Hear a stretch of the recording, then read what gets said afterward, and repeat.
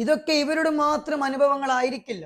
നമുക്കിടയിൽ ജീവിക്കുന്ന ഇവരെ പോലെയുള്ള ഒരുപാട് ആളുകളെ ജീവിതത്തിന്റെ പരാജയങ്ങളിലൂടെ കടന്നു വന്നവരായിരിക്കാം. പടച്ചിറപ്പ് നമ്മളോട് ഒരിക്കലും നമ്മുടെ ജീവിതത്തിൽ സങ്കടങ്ങളും ബുദ്ധിമുട്ടുകളും പ്രയാസങ്ങളും മാത്രമായിരിക്കുമെന്ന് പറയുന്നില്ല.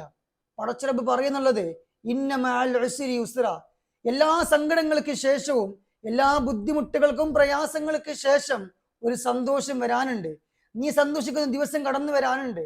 അതുകൊണ്ട് ക്ഷമയോട് കൂടി കാത്തിരിക്കാൻ വേണ്ടിയാണ് റബ്ബ് സുബ്ഹാനഹു വ തആല പറയുന്നുള്ളത്. റബ്ബിൽ നിന്നുള്ള എല്ലാ പരീക്ഷണങ്ങളും സഹിച്ചുകൊണ്ട് ക്ഷമയോട് കൂടി കാത്തിരിക്കുകയാണെങ്കിൽ തീർച്ചയായിട്ടും ജീവിതം മുഴുവനും സന്തോഷവും സമാധാനവും അല്ലാഹു നിനക്ക് നൽകുന്നുണ്ട്. എൻ്റെ ഉമ്മൻ്റെ ഫാമിലിയിൽ ഉമ്മ മാത്രമാണ് ആ ഒരു കുടുംബത്തിൽ ഒരു ഗതിയില്ലാത്ത ആളുണ്ടായത്. ഉമ്മാക്ക് സത്യം പറഞ്ഞു കഴിഞ്ഞാല് എന്താ പറയാ, സ്വന്തമായിട്ട് വീട് പോലും ഇല്ലാത്ത ഉമ്മാക്ക് മാത്രം ആ ഫാമിലിയിൽ ഉണ്ടായിരുന്നു. എൻ്റെ ഉമ്മയായിരുന്നു ഈ നാട്ടിലെ എല്ലാ വീട്ടിൽ കൂടി ജോലിക്ക് പോയിരുന്നത്. അല്ല, ജോലിക്ക് പോയിരുന്നത്. ഇന്ന് ഉമ്മാന്റെ വീട്ടിൽ ഞാൻ ജോലിക്ക് ആള് വരുത്തുന്നുണ്ട്. ഉമ്മയും ഞാനും ഒരുമിച്ച് സക്കാത്തിന് പോയിരുന്ന ആൾക്കാരാ. ഇന്ന് ഉമ്മാക്ക് വരുന്ന സക്കാത്ത് കൊടുക്കാൻ പറ്റും. അതൊക്കെ ജീവിതത്തിൽ ഒരിക്കൽ അനുഭവിക്കണം.